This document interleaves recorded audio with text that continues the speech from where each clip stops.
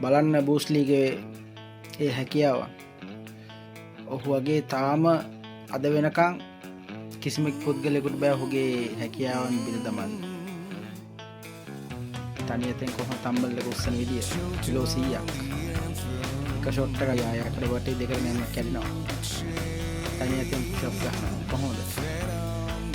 ඒක නම් මාර හැකියාවක්. කිලෝ 75ක්.